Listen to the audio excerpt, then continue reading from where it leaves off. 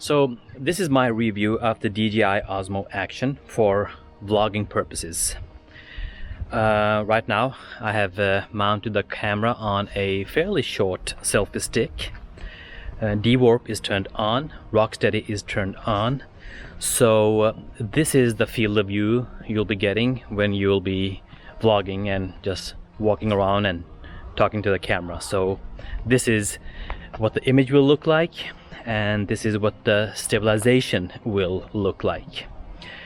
The audio that you're hearing right now is from the internal onboard microphone, so it's not going to be great.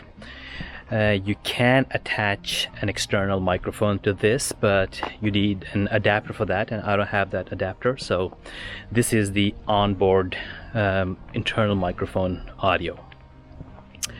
Okay, so the reason why I'm looking into this this setup is that normally I vlog on a Sony a7C with a 16 to 35 millimeter lens and the Rode VideoMic Pro Plus microphone, and that makes for quite a chunky and heavy setup.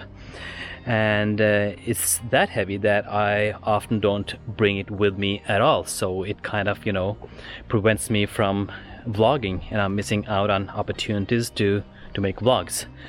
So I thought that maybe by switching over to this setup I would, vlog more. I don't know, we'll see, because by comparison this setup is tiny. I mean, the camera is almost the same size as a matchbox. It weighs almost nothing, so it's not tiring at all for me to carry it around like this. It's very easy to use. Of course, there are some drawbacks.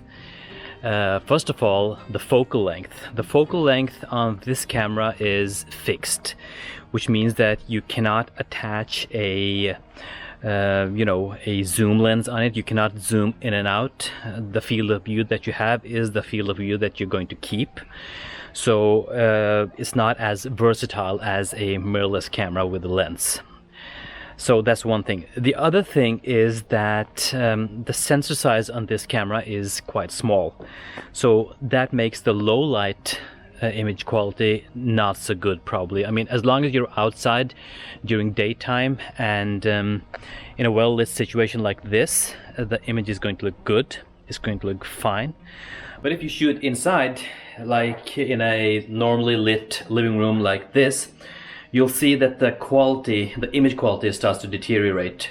There's probably some noise in the shadows, and the image just generally doesn't look that great, especially when compared to this footage which I shot with my Sony a7C and an 85mm f1.8 lens.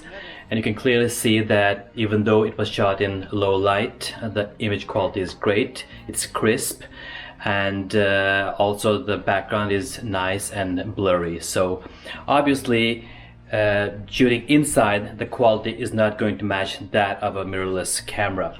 Is it still usable? Yes, I think so, although not great.